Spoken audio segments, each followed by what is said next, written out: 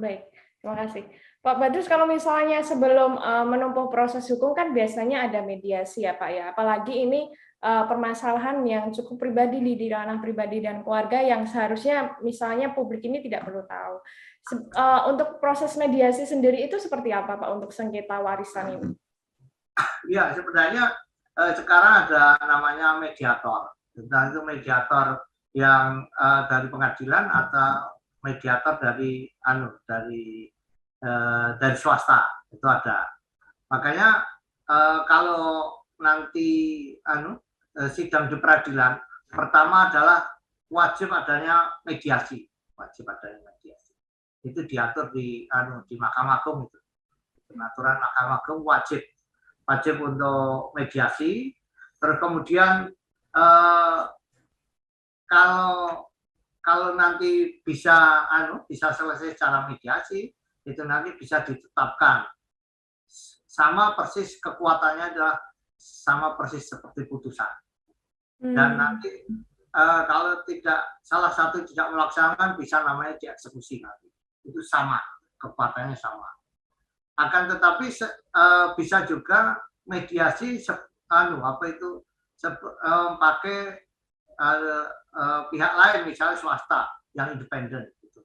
Kan ada juga namanya mediator yang dari hakim, ada juga mediator yang dari luar, non hakim, itu ada. Makanya tapi kalau non hakim biasanya bayar gitu. Tapi kalau hakim itu tidak bayar gitu. Makanya kadang-kadang banyak yang pengen makanya adalah hakim yang tidak bayar, biasanya seperti itu. Makanya untuk mediasi menurut saya yang jelas bagaimana bisa tercapai tujuan, misalnya sama-sama misalnya tidak dirugikan di situ, misalnya ya misalnya dirugikan dikit lah masing-masing pihak itu.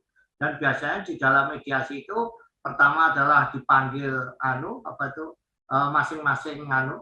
masing-masing pihak dipanggil dulu oleh mediator, kemudian nanti baru disimpulkan.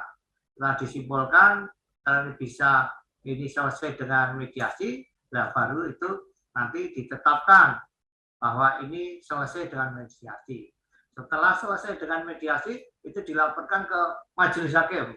Nanti baru ditetapkan oleh majelis hakim bahwa ini selesai secara mediasi. Baru itu nanti merupakan sama seperti putusan pengadilan biasa. Baik, berarti hasil mediasi ini kekuatan hukumnya sama seperti putusan ya Pak ya.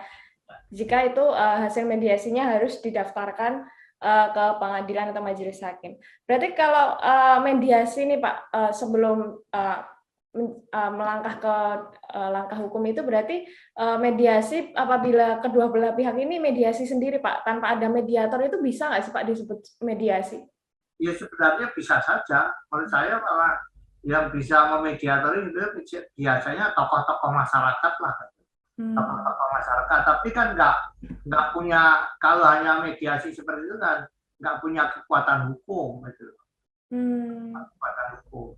Makanya menurut saya yang paling bagus adalah mediasi ya. Sebelum persidangan dilakukan adalah namanya mediasi, itu wajib dilakukan oleh pengadilan untuk melakukan mediasi. Dan setelah kalau pakai di luar pengadilan, ya nanti menurut saya kurang kuat secara hukum.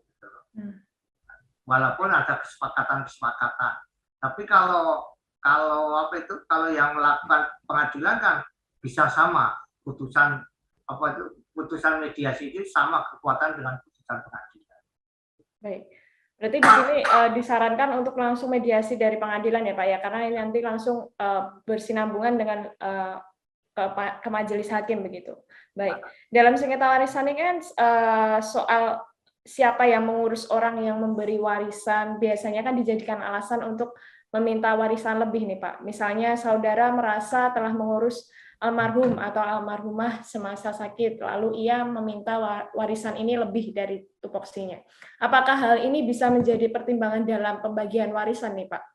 Ya menurut saya tidak bisa, karena namanya warisan itu sudah jelas bagiannya, sudah jelas bagiannya. A sekian, B sekian itu harus jelas. Anak sekian misalnya itu. Jadi tidak bisa kemudian kecuali bisa kalau ada kesepakatan dengan keluarga. Selama tidak ada kesepakatan misalnya, karena dia ngopeni orang tuanya, terus kemudian ditambahi sedikit, saya tidak apa-apa. Selama ada kesepakatan, selama tidak ada kesepakatan tidak bisa. Baik, berarti kuncinya di sini kalau ada kesepakatannya boleh ya Pak ya? Ya boleh, boleh. Terima kasih sudah nonton. Jangan lupa like, subscribe, dan share ya.